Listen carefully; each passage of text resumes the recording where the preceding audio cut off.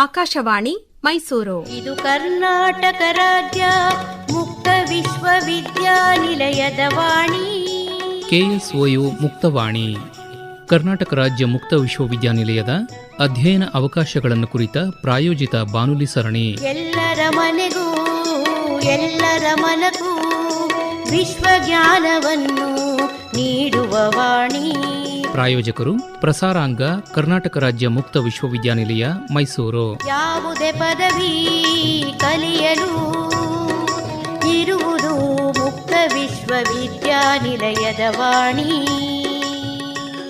ಕರ್ನಾಟಕ ರಾಜ್ಯ ಮುಕ್ತ ವಿಶ್ವವಿದ್ಯಾನಿಲಯದ ಗಣಿತಶಾಸ್ತ್ರ ಅಧ್ಯಯನ ವಿಭಾಗದಲ್ಲಿರುವ ಅಧ್ಯಯನ ಅವಕಾಶಗಳನ್ನು ಕುರಿತು ಗಣಿತಶಾಸ್ತ್ರ ವಿಭಾಗದ ಸಹಾಯಕ ಪ್ರಾಧ್ಯಾಪಕರಾದ ಡಾ ನಂದೀಶ್ ಕೆಸಿ ಅವರೊಂದಿಗಿನ ಸಂದರ್ಶನದ 2ನೇ ಭಾಗ.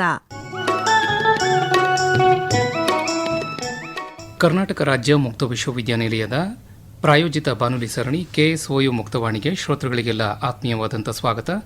ಇವತ್ತಿನ ನಮ್ಮ ಕಾರ್ಯಕ್ರಮದಲ್ಲಿ ಕರ್ನಾಟಕ ರಾಜ್ಯ ಮುಕ್ತ ವಿಶ್ವವಿದ್ಯಾನಿಲಯದಲ್ಲಿ ಇರುವ ಗಣಿತ ಅಧ್ಯಯನ ವಿಭಾಗದಲ್ಲಿ ಇರುವಂತಹ ಅಧ್ಯಯನ ಅವಕಾಶಗಳನ್ನು ಕುರಿತಂತೆ ಮಾಹಿತಿಯನ್ನು ಮಾಡಿಕೊಡ್ಲಿಕ್ಕೆ ಅಂತ ಹೇಳಿ ನಮ್ಮೊಟ್ಟಿಗಿದ್ದಾರೆ ವಿಭಾಗದ ಅಸಿಸ್ಟೆಂಟ್ ಪ್ರೊಫೆಸರ್ ಆದಂತಹ ಡಾ ನಂದೀಶ್ ಕೆಸಿ ಅವರು.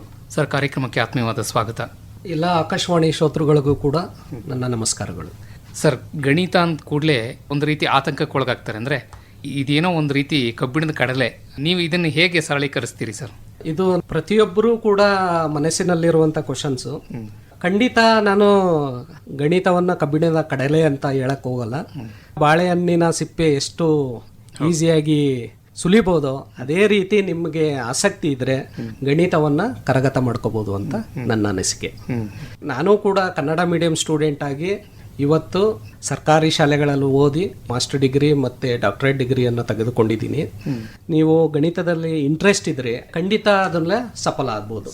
ಗಣಿತ ಅನ್ನೋದು ಎಲ್ಲ ಸರ್ವಕಾಲಿಕ, ಎಲ್ಲದರಲ್ಲೂ ಆಸುವಕ್ಕಾಗಿದೆ. ನಾವು ಮಕ್ಕಳಲ್ಲಿ ಅಥವಾ ವಿದ್ಯಾರ್ಥಿಗಳಲ್ಲಿ ಚಿಕ್ಕದ್ರಿಂದನೇ ಅವ್ರಿಗೆ ಆಸಕ್ತಿದಾಯಕವಾಗಿ ಗಣಿತ ಎಲ್ಲೆಲ್ಲಿದೆ, ಹೇಗೆ ಬೆಳೆಸ್ಬೇಕು ಅನ್ನೋದ್ರ ಬಗ್ಗೆ ಒಂದು ಸ್ವಲ್ಪ ಅವ್ರಿಗೆ ಪರಿಜ್ಞಾನವನ್ನು ಕೊಟ್ಟರೆ ಖಂಡಿತ ಮಕ್ಕಳಿಗೆ ಗಣಿತದಲ್ಲಿ ಆಸಕ್ತಿ ಮೂಡಿ ಏನ್ ಬೇಕಾದ್ರೂ ಸಾಧನೆ ಮಾಡ್ಬೋದು. ಯಾಕೆಂದ್ರೆ ಇವತ್ತು ಗಣಿತ ಪ್ರತಿಯೊಬ್ಬರಿಗೂ ಅನಿವಾರ್ಯ ಇದೆ. ಅವರು ರೈತರಾಗಿರ್ಬೋದು ಅಥವಾ ಬಿಸ್ನೆಸ್ ಮ್ಯಾನ್ ಆಗಿರ್ಬೋದು ಅಥವಾ ಎಜುಕೇಶನ್ ಇನ್ಸ್ಟಿಟ್ಯೂಷನ್ ಆಗಿರ್ಬೋದು. ಸಾಮಾನ್ಯ ಜನಗಳಿಗೂ ಕೂಡ ಗಣಿತ ಜ್ಞಾನ ಇಲ್ಲ ಅಂದ್ರೆ ಇವತ್ತು ಬೆಲೆ ಇಲ್ಲ ಅನ್ನೋ ಲೆವೆಲ್ಗೆ ಇರೋದ್ರಿಂದ ಗಣಿತವನ್ನ ನೋಯಿಂಗ್ಲಿ ಆರ್ ಅನ್ನೋಯಿಂಗ್ಲಿ ನಾವು ಪ್ರತಿನಿತ್ಯ ಬಳಸ್ತಾ ಇರ್ತೀವಿ. ಬಟ್ ಆಸ್ ಎ ಅಕಾಡೆಮಿಕ್ ಆಗಿ ಬಂದ್ರೆ ನಾವು ಇದು ಒಂದ್ ಸ್ವಲ್ಪ ಗಣಿತ ಕಷ್ಟ ಅನ್ನೋದನ್ನ ಪ್ರತಿಯೊಬ್ರು ಸ್ಟೂಡೆಂಟ್ಸು ಹೇಳ್ತಾರೆ. ಆಮೇಲೆ ಜನಸಾಮಾನ್ಯರು ಆ ತರ ತಿಳ್ಕೊಂಡಿದ್ದಾರೆ. ಇಲ್ಲಿ ನೀವು ಪ್ರೈಮರಿಯಾಗಿ ಈಗ ಡೇ ಟು ಡೇ ಲೈಫಲ್ಲಿ ಗಣಿತ ಪ್ರತಿ ಸಾಮಾನ್ಯವರೆಗೂ ಬರುತ್ತೆ. ಬಟ್ ಈ ನೀವು ಹೈಯರ್ ಲೆವೆಲ್ ಹೋದಾಗ ಖಂಡಿತ ನೀವು ನಾನು ಏನೇನು ಹೇಳಿದೆ MSc ಮ್ಯಾಥಮೆಟಿಕ್ಸ್ ಅಲ್ಲಿ ಯಾವ್ಯಾವ ಕೋರ್ಸು, ಆಲ್ಜಿಬ್ರಾ ಆಗ್ಬೋದು, ರಿಯಲ್ ಅನಾಲಿಸಿಸ್ ಆಗ್ಬೋದು, ಟೋಪಾಲಜಿ ಆಗ್ಬೋದು, ಇದು ಕೂಡ ನಾವು ಈ ಕಾನ್ಸೆಪ್ಟನ್ನ ನಂದು ಮನಸ್ಥಿತಿ ಏನು ಅಂದ್ರೆ ಪ್ರತಿಯೊಂದು ಕಾನ್ಸೆಪ್ಟನ್ನ ನಾವು ಡೇ ಟು ಡೇ ಲೈಫಲ್ಲಿ ಅಪ್ಲೈ ಮಾಡಬೇಕು. ಈಗ ರಿಯಲ್ ಅನಾಲಿಸಿಸ್ ಅಂದ್ರೆ ಏನು, ರಿಯಲ್ ಆಗಿರೋದು, ರಿಯಲ್ ವರ್ಲ್ಡ್ ಅಂತ ನೀವು ಅದನ್ನ ಅಪ್ಲೈ ಮಾಡ್ಕೊಂಡ್ರೆ ಖಂಡಿತ ಈಸಿ ಆಗುತ್ತೆ. ಸಾಮಾನ್ಯವಾಗಿ ನಮ್ಮ ವಿಜ್ಞಾನ ಕಲಿಬೇಕು ಅಂತ ಹೇಳಿದ್ರೆ ಮ್ಯಾಥಮೆಟಿಕ್ಸ್ ಇಲ್ಲದ್ರೆ ಸಾಧ್ಯನೇ ಇಲ್ಲ. ಅದು ಈಗ ಏನಂದ್ರೆ ಭೌತಶಾಸ್ತ್ರದಲ್ಲಿ ನೋಬೆಲ್ ಪುರಸ್ಕೃತರಾದ CN ಹ್ಯಾಂಗ್ ಅಂದು ಒಂದು ಸಾರಸ್ಯವಾಗಿ ಒಂದು ಸ್ಲೋಗನ್ ಕೊಟ್ಟಿದ್ದಾರೆ. ಏನಂದ್ರೆ ಗಣಿತದಲ್ಲಿ ಕೇವಲ 2 ರೀತಿಯ ಪುಸ್ತಕಗಳಿರುತ್ತದೆ. ಒಂದು, ನೀವು ಮೊದಲ ವಾಕ್ಯಕ್ಕಿಂತ ಹೆಚ್ಚು ಓದಲು ಆಗದಂಥದ್ದು. 2ನೇದು, ಒಂದು ಪುಟಕ್ಕಿಂತ ಹೆಚ್ಚು ಓದಲು ಆಗದಂಥದ್ದು ಅಂದ್ಬಿಟ್ಟು ಫಿಸಿಕ್ಸ್ ನೋಬಲಿಸ್ಟ್ ಇವರು CN ಹ್ಯಾಂಗ್ ಅನ್ನೋರು ಈ ಒಂದು ಸ್ಲೋಗನ್ ಕೊಟ್ಟಿದ್ದಾರೆ. ಆದ್ರಿಂದ ಆತರ ಅಂತ ಏನು ಅನ್ಕೊಳಂಗಿಲ್ಲ. ಸ್ವಯಂ ಇಂಟ್ರೆಸ್ಟ್ ಇದ್ರೆ, ನಿಮ್ಗೆ ಆಸಕ್ತಿದಾಯಕ ಇದ್ರೆ ಖಂಡಿತ ಗಣಿತದಲ್ಲಿ ನೀವು ಯಶಸ್ಸನ್ನ ಸಾಧಿಸಬಹುದು. ಸರ್, ಈಗ ನಮ್ಮ ಸಾಂಪ್ರದಾಯಿಕ ವಿಶ್ವವಿದ್ಯಾನಿಲಯಗಳಲ್ಲಿ ನಾವು ಕ್ಲಾಸ್ಗೆ ಹೋಗಿ ಕಲಿಯುವಂಥ ಗಣಿತಕ್ಕೂ ಮತ್ತು ಈ ದೂರ ಶಿಕ್ಷಣದಲ್ಲಿ ಗಣಿತವನ್ನು ಆಯ್ಕೆ ಮಾಡಿಕೊಂಡು ಕಲಿಬೇಕಾದ್ರೆ ಏನಾದರೂ ವ್ಯತ್ಯಾಸಗಳನ್ನ ಕಾಣ್ಬೋದಾ? ನೀವು ಹೇಗೆ ಅನಲೈಸ್ ಮಾಡ್ತೀರಿ? ಇಲ್ಲ, ಯಾವುದೇ ರೀತಿಯ ವ್ಯತ್ಯಾಸಗಳಿಲ್ಲ. ಯಾಕೆ ಅಂದ್ರೆ ಸಾಂಪ್ರದಾಯಿಕ ಯೂನಿವರ್ಸಿಟಿಗಳಲ್ಲಿ ಏನು ಸಿಲೆಬಸ್ ಪ್ರಿಸ್ಕ್ರೈಬ್ ಮಾಡಿದ್ದಾರೆ, ಫ್ರೇಮ್ ಮಾಡಿದ್ದಾರೆ, ಅದಕ್ಕಿಂತ ಹೆಚ್ಚಾಗಿ ಈ MSc mathematics course distance model ಏನಿದೆ ಆ ಮಟೀರಿಯಲ್ ಕೂಡ ತುಂಬಾ ಕಟಿಬದ್ಧವಾಗಿ ಸುಲಲಿತವಾಗಿ ನಮಗೆ ಈಸಿ ಟು ಅಂಡರ್ಸ್ಟ್ಯಾಂಡ್ ರೀತಿಯಲ್ಲಿ ಇರೋದ್ರಿಂದ ಸಾಂಪ್ರದಾಯಿಕ ಯೂನಿವರ್ಸಿಟಿ ಆಗಲಿ ಈ ಡಿಸ್ಟೆನ್ಸ್ ಮೋಡ್ ಆಗಲಿ ಯಾವುದೇ ರೀತಿಯ ತಾರತಮ್ಯ ಇಲ್ಲ, ಅದಕ್ಕಿಂತ ಒಂದು ಪಟ್ಟು ಹೆಚ್ಚೇ ಇದೆ ಅನ್ನೋದು ನನ್ನ ಅಭಿಪ್ರಾಯ. ಇದು ವಿಶ್ವವಿದ್ಯಾನಿಲಯದ ಸೈಡಿಂದ ಆಯಿತು ಸರ್. ನಾನು ಈಗ ವಿದ್ಯಾರ್ಥಿಯ ದೃಷ್ಟಿಕೋನದಿಂದ ಕೇಳೋದಾದ್ರೆ, ಸಾಂಪ್ರದಾಯಿಕ ವಿಶ್ವವಿದ್ಯಾಲಯಗಳಲ್ಲಿ ಅವರು ಕ್ಲಾಸಿಗೆ ಹೋಗಿ ಕಲಿತಾರೆ, ದಿನ ಅವರು ಡೆರಿವೇಶನ್ಸ್ಗಳನ್ನು ಮಾಡೋದನ್ನೆಲ್ಲ ನೋಡ್ತಾರೆ, ಥಿಯರಮ್ನೆಲ್ಲ ಬಿಡಿಸೋದನ್ನ ನೋಡ್ತಾರೆ, ಎಲ್ಲ ಮಾಡ್ತಾರೆ. ಈ ದೂರ ಶಿಕ್ಷಣದಲ್ಲಿ ಅವರು ಮನೇಲೆ ಕೂತ್ಕೊಂಡು ಓದಬೇಕು, ಏನಾದ್ರು ಒಂದು ಸಮಸ್ಯೆ ಬರುತ್ತೆ, ಅವ್ರಿಗೆ ಬಿಡಿಸ್ಲಿಕ್ಕೆ ಆಗೋದಿಲ್ಲ, ಯಾರನ್ನು ಕೇಳಬೇಕು. ಹೀಗಿದ್ದಾಗ ಅವ್ರು ಯಾವ ರೀತಿಯ ಅಭ್ಯಾಸವನ್ನು ಮಾಡಬೇಕು, ಅಭ್ಯಾಸ ಮಾಡಲಿಕ್ಕೆ ಸಿದ್ಧತೆಯನ್ನು ಹೇಗೆ ಮಾಡ್ಕೋಬೇಕು, ಹೇಗೆ ಕಲಿಬೇಕು ಅಂತ ಅವ್ರಿಗೆ ನೀವು ಕಿವಿ ಮಾತು ಹೇಳ್ತೀರಿ? ನೋಡಿ, ನಮ್ಮ ಡಿಪಾರ್ಟ್ಮೆಂಟ್ ಆಫ್ ಮ್ಯಾಥಮೆಟಿಕ್ಸ್ ಇಂದ ನಾವು 3 ಜನ ಫ್ಯಾಕಲ್ಟಿಗಳಿದ್ದೀವಿ. ನಾನು ಮೈಸೆಲ್ಫ್ ಡಾಕ್ಟರ್ ನಂದೀಶ್ ಕೆಸಿ, ನಿನ್ನೊಬ್ರು ಪವಿತ್ರ ಎಂ ಅಂತ, ಇನ್ನೊಬ್ರು ಡಾಕ್ಟರ್ ಚಿದಾನಂದ್ ಬಿಜಿ ಅಂತ ಇದ್ದಾರೆ. ಈ 3 ಜನ ಫ್ಯಾಕಲ್ಟಿ ಕೂಡ 24/7 ವಿದ್ಯಾರ್ಥಿಗಳು ಯಾವುದೇ ರೀತಿಯ ಡೌಟ್ಸ್ ಆಗಲಿ ಮತ್ತೊಂದಾಗ್ಲಿ ತಮ್ಮ ದೂರವಾಣಿ ಕರೆ ಮುಖಾಂತರ ಕೇಳಿ ಬಗೆಹರಿಸುವ ಅವಕಾಶ ಇದೆ. ಅದೇ ರೀತಿ ಅವ್ರಿಗೆ ಯಾವುದೇ ರೀತಿಯಾಗಿ ಏನೇ ಡೌಟ್ ಬಂದ್ರೂ ನಾವು ಕಾಂಟ್ಯಾಕ್ಟ್ ಕ್ಲಾಸಲ್ಲಿ ಕೂಡ ಅವರು ವ್ಯವಸ್ಥಿತವಾಗಿ ಅವರನ್ನ ಕ್ವಶನ್ ಕೇಳ್ಬೋದು, ಅದಕ್ಕೆ ಸಾಲ್ವ್ ಮಾಡೋ ಒಂದು ವ್ಯವಸ್ಥೆ ಇದೆ. ಅದೇ ರೀತಿ ಪ್ರತಿ BSc ಮತ್ತು MSc ವಿದ್ಯಾರ್ಥಿಗಳಿಗೆ ಒಂದು ವಾಟ್ಸಪ್ ಮತ್ತು ಟೆಲಿಗ್ರಾಮ್ ಗ್ರೂಪ್ ಅಂತ ಕೂಡಲೇ ಕ್ರಿಯೇಟ್ ಆಗಿದೆ. ಅದರಲ್ಲಿ ವಿದ್ಯಾರ್ಥಿಗಳು ಯಾವುದೇ ರೀತಿಯ ಕ್ವಶನ್ಸ್ ಇದ್ರೂ ಅಲ್ಲಿ ಪೋಸ್ಟ್ ಮಾಡ್ತಾರೆ, ಅಲ್ಲಿ ಸಾಲ್ವ್ ಮಾಡೋ ಒಂದು ಅವಕಾಶ ನಮ್ಮ ಅಲ್ಲಿ ಬಗೆಹರಿಸ್ತೀವಿ. ಸರ್, ಈಗ ಸದ್ಯದ ಮಟ್ಟಿಗೆ ಕರ್ನಾಟಕ ರಾಜ್ಯ ಮುಕ್ತ ವಿಶ್ವವಿದ್ಯಾನಿಲಯದಲ್ಲಿ ಸಂಶೋಧನೆಗೆ ಇಲ್ಲಿ ಅವಕಾಶ ಇಲ್ಲ, ಮುಂದಿನ ದಿನಗಳಲ್ಲಿ ಬರ್ಬೋದು ಅಂತ ನಾವು ಕೂಡ ಆಶಿಸೋಣ. ಹಾಗಿದ್ದಾಗ ಇಲ್ಲಿ ಅವರು ಮಾಸ್ಟರ್ ಡಿಗ್ರಿ ಪಡ್ಕೊಂಡಂಥವ್ರು ಮ್ಯಾಥಮೆಟಿಕ್ಸ್ ವಿಭಾಗದಲ್ಲಿ ಅವರು PhD ಮಾಡಬೇಕು ಅಂತಾದ್ರೆ ಹೇಗೆ ಅವಕಾಶಗಳು ಸರ್ ಅವ್ರಿಗೆ? ನೋಡಿ, ಕೆಲವು ಸ್ಟೂಡೆಂಟ್ಸ್ಗಳು ಡಿಸ್ಟೆನ್ಸ್ ಮೋಡಲ್ಲಿ ಓದಿ ಕೂಡ ಸ್ಲೆಟ್ ಅನ್ನ ಪಾಸ್ ಮಾಡಿದ್ದಾರೆ, ಸ್ಟೇಟ್ ಎಲಿಜಿಬಿಲಿಟಿ ಟೆಸ್ಟ್ ಅನ್ನ ಪಾಸ್ ಮಾಡಿದ್ದಾರೆ MSc ಮ್ಯಾಥಮೆಟಿಕ್ಸ್. ಅದರಿಂದ ಸಾಂಪ್ರದಾಯಿಕ ಆಗಲಿ ಡಿಸ್ಟೆನ್ಸ್ ಮೋಡ್ ಆಗಲಿ ಯಾವುದೇ ರೀತಿ ವ್ಯತ್ಯಾಸ ಇಲ್ಲ. ಈಗ ನಮ್ಮಲ್ಲಿ PhD ಮ್ಯಾಥಮೆಟಿಕ್ಸ್ಗೆ ಅವಕಾಶ ಇಲ್ಲ. But after completing master degree ಅವ್ರು ಏನು ಮಾಡ್ಬೋದು ಅಂದರೆ, ಈ ಎಲಿಜಿಬಿಲಿಟಿ ಟೆಸ್ಟು ನೆಟ್ ಆಗ್ಬೋದು, ಸ್ಲೆಟ್ ಆಗ್ಬೋದು, ಈ ಎಕ್ಸಾಮ್ಗಳನ್ನು ಪಾಸ್ ಮಾಡಿದ್ರೆ ಅವ್ರಿಗೆ ಬೇರೆ ಇನ್ಸ್ಟಿಟ್ಯೂಷನ್ ರೆಗ್ಯುಲರ್ ಯೂನಿವರ್ಸಿಟಿಗಳಲ್ಲಿ PhD ಮಾಡಲಿಕ್ಕೆ ಅವಕಾಶ ಮಾಡಿಕೊಟ್ಟಿದ್ದಾರೆ. ಸರ್, ಈಗ ಒನ್ಸ್ ಅವರು ಮಾಸ್ಟರ್ ಡಿಗ್ರಿ ಕಂಪ್ಲೀಟ್ ಮಾಡ್ಕೋತಾರೆ ಅಥವಾ PhD ಕಂಪ್ಲೀಟ್ ಮಾಡ್ಕೋತಾರೆ ಅಥವಾ ನೆಟ್ ಎಕ್ಸಾಮ್ ಪಾಸ್ ಮಾಡ್ಕೋತಾರೆ, ಅವರ ವಿದ್ಯಾಭ್ಯಾಸವೆಲ್ಲ ಮುಗಿದ ಮೇಲೆ ಈ ಗಣಿತ ವಿಭಾಗದಲ್ಲಿ ಉದ್ಯೋಗ ಅವಕಾಶಗಳು, ಅವರು ಯಾವ್ಯಾವ ಫೀಲ್ಡಲ್ಲಿ ಕೆಲಸ ಮಾಡ್ಬೋದು, ಇದನ್ನ ಸ್ವಲ್ಪ ವಿಶದವಾಗಿ ಹೇಳ್ತೀರಾ? ನೋಡಿ, mathematics students after completion of their master degree diverse career options ಇದೆ. ಅದರಲ್ಲೇ ಮುಖ್ಯವಾಗಿ ನಾನೊಂದು 2 ಡಿಸ್ಟಿಂಕ್ಟ್ ಕ್ಯಾರಿಯರ್ ಪಾತನ್ನ ಹೇಳಲಿಕ್ಕೆ ಬಯಸ್ತೀನಿ. ಮೊದಲನೇದು ಒಂದು ಅಕಾಡೆಮಿಕ್ ಆಗಿ, ಇನ್ನೊಂದು ಡೈವರ್ಸ್ ಇಂಡಸ್ಟ್ರಿಯಲ್ ರೋಲ್ ಅಂತ ಅಥವಾ ಬಿಸ್ನೆಸ್ ಇಂಟ್ರೆಸ್ಟ್. ಈಗ ನೋಡಿ, ಅಕಾಡೆಮಿಕ್ ಆಗಿ ಅವರು ಗಣಿತದಲ್ಲಿ ಮುಂದುವರಿಬೇಕು ಅಂದ್ರೆ ಅಡ್ವಾನ್ಸ್ ಡಿಗ್ರಿ ಇನ್ ಮ್ಯಾಥಮೆಟಿಕ್ಸ್ ಅಲ್ಲಿ ಆಸ್ ಎ ಡೇಟಾ ಸೈಂಟಿಸ್ಟ್ ಆಗಿ, ಮತ್ತೀಗ ಆರ್ಟಿಫಿಷಿಯಲ್ ಇಂಟೆಲಿಜೆನ್ಸ್ ಅಲ್ಲಿ, ಮತ್ತೆ ರಿಸರ್ಚ್ ಅಲ್ಲಿ ಆಸ್ ಎ ಸ್ಟ್ಯಾಟಿಸ್ಟಿಷಿಯನ್ ಆಗಿ, ಮಿಷಿನ್ ಲರ್ನಿಂಗ್ ಇಂಜಿನಿಯರ್ ಆಗಿ, ಈ ರೀತಿಯ ಅವಕಾಶಗಳು ಹೇರಳವಾಗಿದೆ. ಅದೇ ರೀತಿ ನೀವು ಟೆಕ್ನಾಲಜಿ ಮತ್ತೆ ಇಂಜಿನಿಯರಿಂಗ್ ಲೆವೆಲ್ ಅಲ್ಲಿ ಬಂದ್ರೆ ಸಾಫ್ಟ್ವೇರ್ ಡೆವಲಪರ್ ಆಗಿ, ಸಿಸ್ಟಮ್ ಡಿಸೈನರ್ ಆಗಿ, ಮತ್ತೆ ಆಲ್ಗಾರಿದಮ್ ಡೆವಲಪರ್ ಆಗಿ, ಮತ್ತೆ ಕ್ರಿಪ್ಟೋಗ್ರಫಿ ಅಂತ ಬರುತ್ತೆ, ಮತ್ತೆ ಅದು ಸೈಬರ್ ಸೆಕ್ಯೂರಿಟಿ ಅಂತ ಬರುತ್ತೆ. ಈ ರೀತಿ ಅವರು ಮುಂದುವರಿಕೆ ಅವಕಾಶ ಇದೆ. ಅದೇ ನಾನು ಈಗ ಬಿಸ್ನೆಸ್ ಓರಿಯೆಂಟೆಡ್ ಅಂದ್ರೆ ಮೇಯ್ನ್ ಆಗಿ ಆಡಿಟರ್ಸ್, ಫೈನಾನ್ಷಿಯಲ್ ಅನಲಿಸ್ಟ್, ಮತ್ತೆ ಮೆಡಿಕಲ್ ಸೈಂಟಿಸ್ಟ್, ಮತ್ತೆ ಹೆಲ್ತ್ ಕೇರ್ ಇಂಡಸ್ಟ್ರಿ, ಈ ತರದೆಲ್ಲ ಅವಕಾಶ ಇದೆ. ಆಮೇಲೆ calculating insurance risk, payment of insurance companies, quantitative analyst, risk manager ಅಂತ ಇದೆ. ಅದೇ ರೀತಿ ಗೌರ್ಮೆಂಟ್ ಸೆಕ್ಟರ್ಗೆ ಹೋದ್ರೆ ನೀವು ಡಿಫೆನ್ಸ್ ಅಲ್ಲೇ ವರ್ಕ್ ಮಾಡ್ಬೋದು, ಸ್ಟ್ಯಾಟಿಸ್ಟಿಕಲ್ ಆಫೀಸರ್ ಆಗಿ ವರ್ಕ್ ಮಾಡ್ಬೋದು, ಆಪರೇಷನ್ ರಿಸರ್ಚ್ ಅನಲಿಸ್ಟ್ ಆಗಿ ವರ್ಕ್ ಮಾಡ್ಬೋದು. ಈಗ GPS ನಾವಿಗೇಟರ್ ಆಗ್ಬೋದು, ಕ್ರೆಡಿಟ್ ಸ್ಕೋರ್ ಕ್ಯಾಲ್ಕುಲೇಷನ್ ಆಗ್ಬೋದು, ಸ್ಟಾಕ್ ಮಾರ್ಕೆಟ್ ಪ್ರಿಡಿಕ್ಷನ್ ಅಲ್ಲಿ ಕೂಡ ನಮ್ಮ ಮ್ಯಾಥಮೆಟಿಕ್ಸ್ ತುಂಬಾ ಇಂಪಾರ್ಟೆಂಟ್ ರೋಲ್ ವಹಿಸುತ್ತೆ.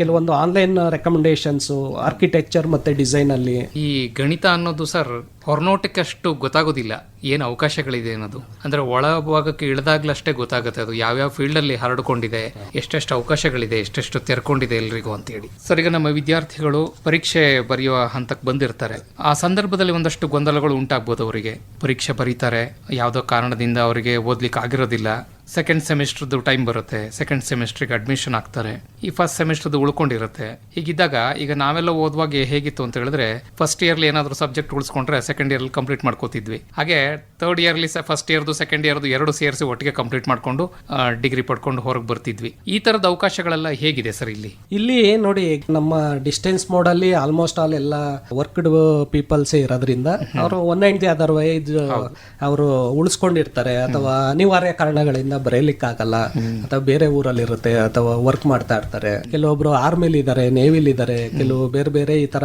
ಡಿಪಾರ್ಟ್ಮೆಂಟ್ ಗಳಲ್ಲಿ ವರ್ಕ್ ಮಾಡ್ತಾ ಇರ್ತಾರೆ. ನೋಡಿದ್ರೆ ಸಾಂಪ್ರದಾಯಿಕ ಕಲಿಕೆಗಿಂತ ದೂರ ಶಿಕ್ಷಣ ಕಲಿಕೆಯಲ್ಲಿ ಅವರಿಗೆ ತೊಡಕುಗಳೇ ಜಾಸ್ತಿ ಇರ್ತವೆ. ಹೌದೌದು, 100%. ಆ ಒಂದು ಉದ್ದೇಶದಿಂದ ನಾವ್ ಏನ್ ಮಾಡಿದೀವಿ ಅಂದ್ರೆ ಈ 2 ವರ್ಷದ MSc ಕೋರ್ಸ್ ಅಲ್ಲಿ ಅವ್ರಿಗೆ ಎಕ್ಸ್ಟ್ರಾ 2 ವರ್ಷಕ್ಕೆ ಅವ್ರಿಗೆ ಅವಕಾಶ ಇದೆ ಬರೀಲಿಕ್ಕೆ. ಮತ್ತೆ ಈಗ ಫಸ್ಟ್ ಸೆಮಿಸ್ಟರ್ ಅಲ್ಲಿ ಯಾವ್ದಾದ್ರು ಉಳಿಸ್ಕೊಂಡಿದ್ರೆ ಸೆಕೆಂಡ್ ಸೆಮಿಸ್ಟರ್ ಅಲ್ಲಿ ಎಕ್ಸಾಮ್ ಇದೆಯಲ್ಲ, ಅವಾಗ ಕೂಡ ಫಸ್ಟ್ ಸೆಮಿಸ್ಟರ್ ಅವರು ಕಂಪ್ಲೀಟ್ ಮಾಡ್ಕೋಬಹುದು. ಅದೇ ರೀತಿ ಥರ್ಡ್ ಸೆಮಿಸ್ಟರ್ ಬಂದಾಗ್ಲೂ ಕೂಡ ಫಸ್ಟ್ ಮತ್ತೆ ಸೆಕೆಂಡ್ ಸೆಮಿಸ್ಟರ್ ಏನಿದೆ ಯಾವ್ದಾದ್ರು ಉಳ್ಕೊಂಡಿದ್ರೆ ಅವಾಗ್ಲೂ ಕೂಡ ಅವರು ಬರೆದು ಅವಕಾಶ ಇದೆ. ಲಾಸ್ಟ್ ಫೋರ್ತ್ ಸೆಮಿಸ್ಟರ್ ಬಂದಾಗ್ಲೂ ಕೂಡ ಸಪೋಸ್ ಫಸ್ಟ್ ಸೆಕೆಂಡ್ ಥರ್ಡ್ ಅಲ್ಲಿ ಯಾವ್ದಾದ್ರು ಒಂದು ಉಳಿಸ್ಕೊಂಡಿದ್ರೆ ಅವರು ಕೂಡ ಕಲೀಲಿಕ್ಕೆ ಅವಕಾಶ ಇದೆ.